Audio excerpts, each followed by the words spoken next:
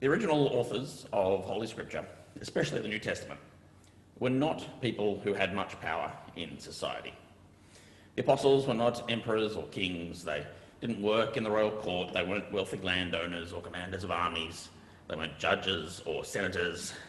They were members of a widely mistrusted minority group, the Jews, whose allegiance to the emperor was constantly doubted due to their monotheism and thus their refusal to honour the gods of Rome that held up the imperial order.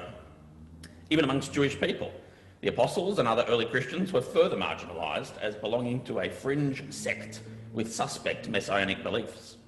They were viewed as troublemakers, dangerously, even seditiously, talking about following another king than Caesar, and in doing so made it more likely that the Romans were going to crack down upon all Jews. And so as the representatives of a marginal sect within a marginal social group, the authors of the New Testament were not setting out to write a program for how to run society. Yet we're picking up these words from Romans chapter 13, 2,000 years later, and we're in a very different place. Quite apart from all the cultural and linguistic differences, we here are not generally pushed to the margins. We're not persecuted for our faith. Most of us belong to the dominant culture in these lands. Most of us have above average wealth. Most of us have above average education. Some hold or have held positions of authority and influence, or have even spent part of our lives acting on behalf of the government. So when we come to read these ancient texts, it's very tempting to read them from what we know, which is from above, as those who have at least some kind of say in how society operates, or we like to think of ourselves as such. But I think we may end up with quite a different picture of faith and discipleship in the way of Jesus Christ if we attempt to read from below, that is, from the perspective of the original authors and readers of these texts, recognising that these were words written in ancient Roman society by the relatively powerless to the relatively powerless. And this perspective is particularly important as we come to our passage in Romans 13. Let every person be subject to the governing authorities, for there is no authority except from God, and those authorities that exist have been instituted by God. Therefore, whoever resists authority resists what God has appointed, and those who resist will incur judgment. Christians who are used to exercising social power, who see the current social order as more or less benign and fundamentally just, will likely find here a justification for upholding that order by force, if necessary. And if you look at how this passage has been used by Christians in government through the ages, and how it continues to be used today, it is cited to rationalise military engagement, the punitive use of state force, more or less unquestioning government loyalty, a robust and heavily armed police force, and in general what gets called a law and order social program. But I think such a reading of this passage is only possible if we're willing to take the passage out of its context. And so that's first the immediate context in the verses before and after, but also the broader context within the letter to the Romans as a whole, and the even broader context of the rest of the New Testament. And then also its social context as the product of a group very much on the underside or margins of society. So first, its immediate context. Remember that the chapter and verse numbers in our Bibles are not part of the original text. They were added centuries later as a guide to make sure readers were literally on the same page. But the existence of the chapters can sometimes distract us from connections that would be more obvious if there weren't a big 13 between this passage and the one we read last week. Remember also that the topic headings have been added by later editors and are not part of the original text as well, and sometimes they might mislead us. And so if we'd started our reading this week back at chapter 12, verse 14, we'd be reading our passage in this context. Let me pick out some of the things we would have just heard and that we heard last week. Bless those who persecute you. Live in harmony with one another. Do not be haughty, but associate with the lowly. Do not repay anyone evil for evil. If it's possible, so far as it depends on you, live peaceably with all. Never avenge yourselves, but leave room for the wrath of God. Do not be overcome by evil, but overcome evil with good. And if we want to get a hint about which evils Paul might have in mind, we can read on from the end of last week's passage to the very next verse. Let every person be subject to the governing authorities. The consistent picture in Romans and the New Testament is that the political authorities are not simply a blessing from God or a neutral background to our lives, but are themselves fallen and corrupt principalities in various forms of tension with the true authority of the Son of Man, to whom all authority in heaven and on earth has been given. And this is part of the evil that must be overcome with good. And so when Paul says that the political authorities are servants of God to execute wrath on the wrongdoer, we need to remember a couple of things he's already said in the letter. First, back in Romans 1, he's spoken of God's judgment as consisting in a handing over of people to the consequences of their wicked deeds. The political authorities and their willingness to inflict violence upon those who step out of line isn't something that Paul is cheering on or putting forward as a model for political theology. He's acknowledging that this is the reality of life in the ancient Mediterranean world and encouraging the community of believers not to become casualties of this violence. Second, notice that just a couple of verses earlier in chapter 12, Paul has ruled out vengeance for believers. We are not to take vengeance, but to leave it to God. Whereas the political authorities adopt a mode of operation that Paul forbids to believers, for they do execute vengeance, wrath on the wrongdoer. Far from commending the political authorities or laying out a law and order social program, Paul warns his readers against emulating the behaviour of the emperor and his forces. If you play by the rules of the land, fighting fire with fire, responding to force with force, you'll get crushed by those rules. As Jesus said, those who live by the sword will die by the sword. But if we're reading from below, from the perspective of the first readers, then we need to remember that if the earliest Christians were noticed by the Roman authorities at all, it was to mock them, belittle them, persecute them. This passage isn't a manual for those who are in power, instructing them how to run society. It's a letter to those who are tiny and powerless. And yet it's also a letter to the tiny and powerless who follow the King of Kings and Lord of Lords, the true authority. And that's crucial. The earliest confession from the community that emerged in the wake of Christ's resurrection was, Jesus is Lord.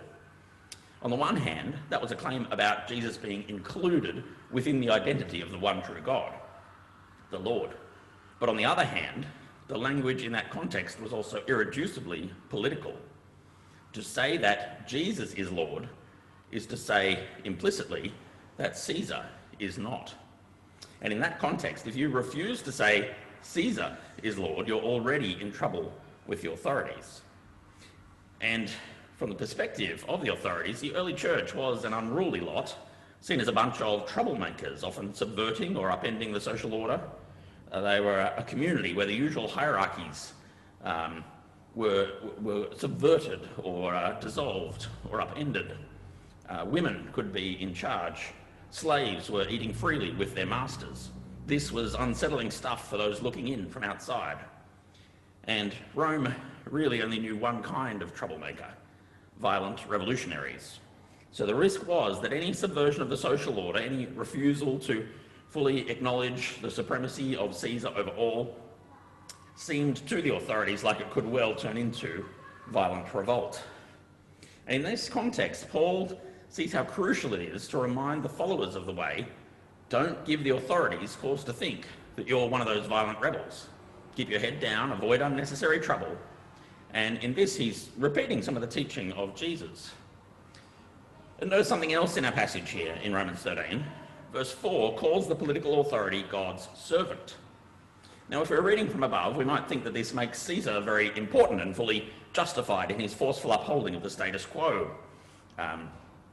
But if we're reading from below, we might notice that Paul doesn't even name Caesar, simply says the authority, and more importantly, that he's placed as a servant in God's household, the same word as slave. And remember that just a little earlier in Romans 8, Paul has gone to great length to establish that believers are God's children, adopted as honoured heirs, placed alongside Jesus as sons and daughters of God. In God's household, believers are children.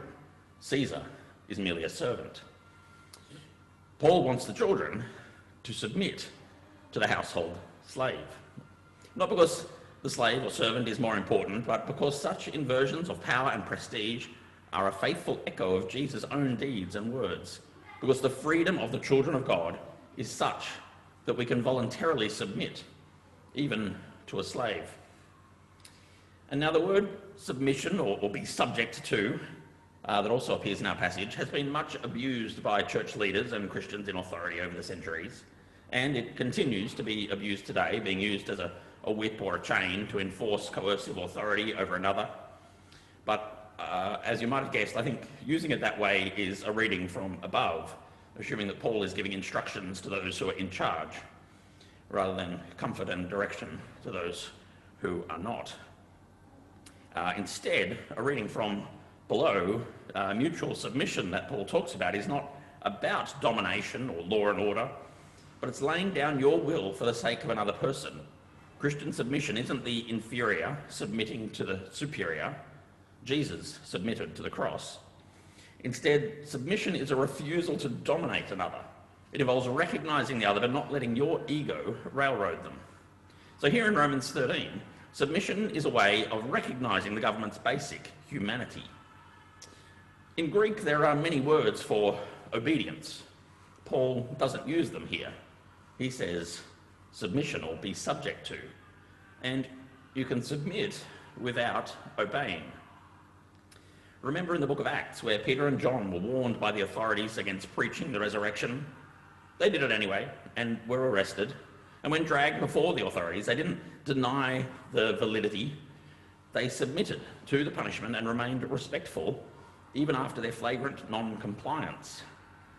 So submission can sometimes involve disobedience, where obedience would violate God's law, the law of love. The apostles, Peter and John, had asked the authorities, "You tell us, who should we obey? The commands of humans or of God?" And here is where it's crucial that we don't stop at verse 7 in Romans 13, because often this passage gets read starting at verse 1, which misses the context from chapter 12 that we already discussed, the warnings against participating in vengeance. But also the reading often stops at verse 7 as though it's obvious what it means to pay to all what is due to them, and as though the discussion of love in chapter 8 and following is a new topic. But I don't think it is. Instead, when Paul says pay to all what is due to them, this, I think, is his version of Jesus render to Caesar the things that are Caesar's and to God the things that are God's. In both cases, notice that believers are not instructed to give Caesar precisely what he asks for. Instead, we are to give what is owed. If Caesar asks for more, then there's no moral necessity to comply. What Paul lists here is actually quite limited: taxes, revenue, respect, and honour. And after this brief list, we read verse 8. Owe no one anything except to love one another, for the one who loves another has fulfilled the law. Owe no one anything except love. That is what's truly owed to Caesar, to authorities, and to one another. Love. If Caesar demands something beyond what the law of love allows, we must disobey out of love. If Caesar's laws express or reinforce hate, we must continue to love, which is the higher law. If Caesar's policies are doing harm, then that is not love, for love does no harm to a neighbour in verse 10. What we each owe to Caesar is not what Caesar thinks or demands, but simply the law of love. And putting this into practice, loving our neighbour might well put us at odds with people who think that we ought to give priority to our compatriots. We see that in the shock of the parable of the Good Samaritan. Loving our neighbour may put us at odds with those who think that we ought to kill our enemies, or with those who think it's permissible, even praiseworthy, to profit from activities that harm our neighbours. And we've discussed many of those before and the shape that might take in contemporary society.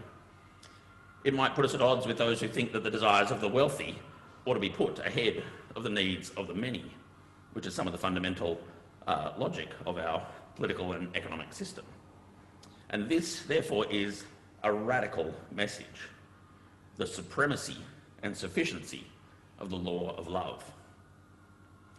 And let me finish briefly with our gospel passage, which is no less radical and has a similar message, I think. In Matthew 18, Jesus welcomed and honoured those who were the least in his society, little children. He went on to tell a parable of a good shepherd who put the needs of the one lost sheep ahead of the comfort of the 99 safe sheep. God's priorities, expressed here by Jesus, are radically different from those of our political authorities, our business leaders, our corporate or military, or even most of our religious leaders. God's priorities begin with the least, the last, the lost. That is where our love for neighbour is to begin, with costly service of those in need. And as we head into a time of discussion, I want to leave you with a couple of questions to ponder. Who are the lost sheep of our society today? And what will it look like for us to obey the law of love in seeking to walk with those in need, undaunted by what Caesar may do to us? Amen.